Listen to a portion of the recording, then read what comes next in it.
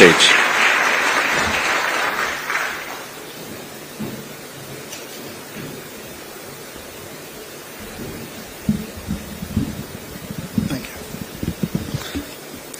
Your Excellency, the President of the Republic of Kenya and Commander-in-Chief of the Kenya Defense Forces, Honorable Dr. William Ruto, Honorable members of the Executive, Chair of the Council of Governors, H.E. Ann Waiguri, Jeremy Wari, EcoBank Group CEO, and other EcoBank executives present, Fingo co-founders, Fingo investors and staff, all protocols observed.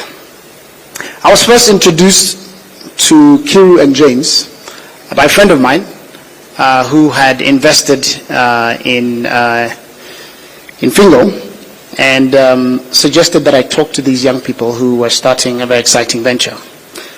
Why did my friend introduce me to Fingo? Because I'm in the talent business.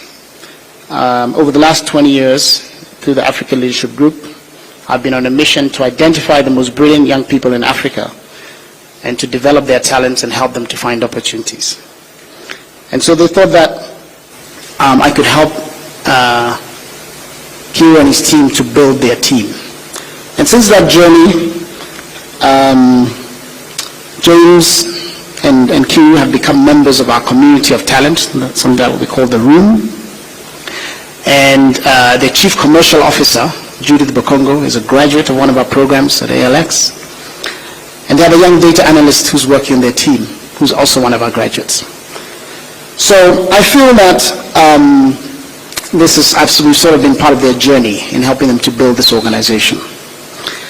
And today, I want to say a big congratulations to you, Kiru, and your team for reaching this point to where we'll soon be pressing that red button to launch the app. Now, it's no secret that I believe that technology is the future for Africa. Why do I believe this? There are two reasons. First is I believe that technology is key to solving Africa's grand challenges and capturing its great opportunities. We have big challenges like healthcare, climate change, infrastructure, education, and we have to find ways to develop our agriculture, to empower women. There's so many challenges that we face as a continent of Africa.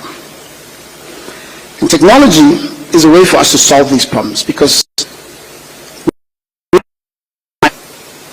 by 2035 we'll have the largest workforce in the world, 1 billion people who need jobs.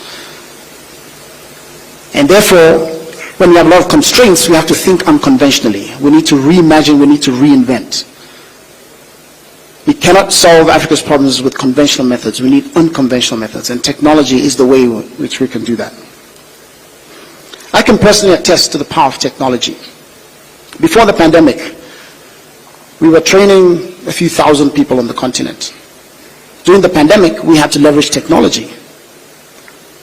And today, they've scaled by 53,000% in just 2 years. And we're training 200,000 software engineers on the continent of Africa. 12,000 of those are here in Kenya. And our goal is to leverage technology to build the next generation of technology talent for the continent. So we aim to develop 5 to 10 million software engineers on this continent of Africa so that we can actually make Africa the next India, the next China, with the talent to power economies. Technology is also crucial for improving public sector governance on the continent. In fact, just yesterday, I was at the African Leadership University campus in Rwanda, where I was leading a session with 43 leaders from public sector countries across the continent, including 3 from Kenya, where we're helping them to develop skills to become product managers, to think like how tech companies think. Because what do tech companies do? They first understand the user's problem, then they develop a prototype, they roll it out, and then they use the data to improve it. And that's how we go from version 1, version 2. So we go from iPhone 1 to iPhone 10 to iPhone 15, and it gets better. So we're challenging governments to say, What if you thought of your citizens as users? Understand their needs, develop a prototype of a solution, roll it out using data, and then use the analytics to improve the service, and then it gets better and better and better. Estonia is a great example of this. In Estonia, there are only two things that you need to interact with the government for in person: to get married and to get divorced. Everything else is online. And so we are hoping that we can develop public sector leaders who can allow our governments to function with this level of efficiency. Because what does technology do as well? It improves transparency, it helps to remove corruption, because a lot of things can be traced. And so Kenya's Huduma centers, obviously, it's a wonderful start in that direction. And Your Excellency, we hope that under your leadership, you will continue to push digitization of the government so that your citizens can access so many services much faster and easier at a lower cost, and it will drive transparency and help to reduce corruption.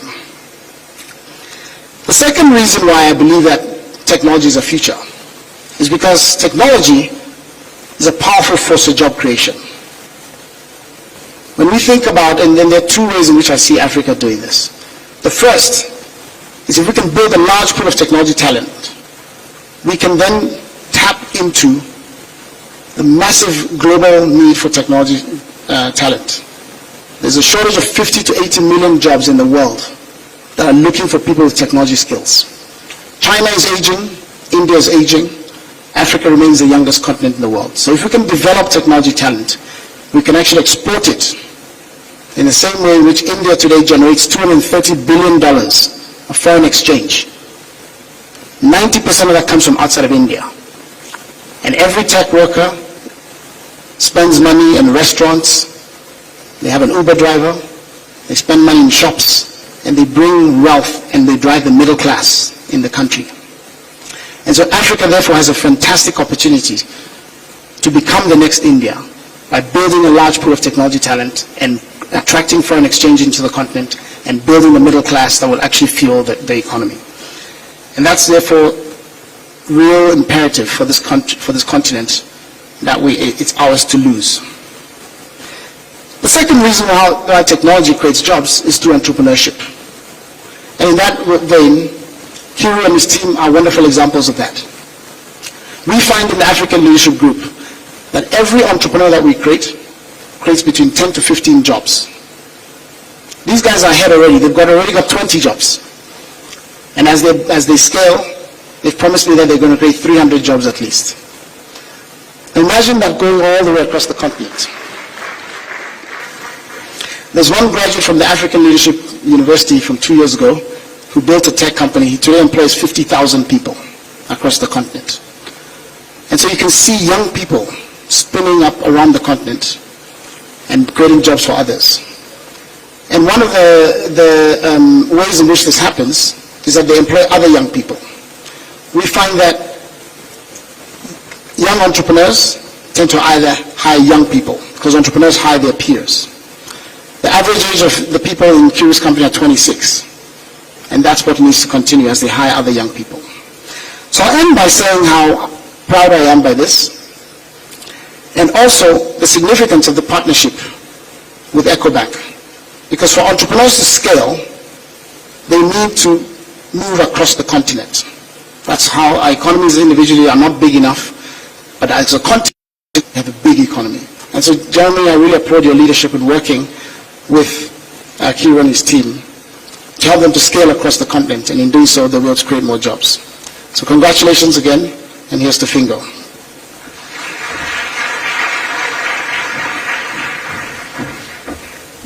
Thank you very much. Next, I would like to call upon the CEO for EcoBank Group, Mr. Jeremy Awori. We can clap for him as he comes.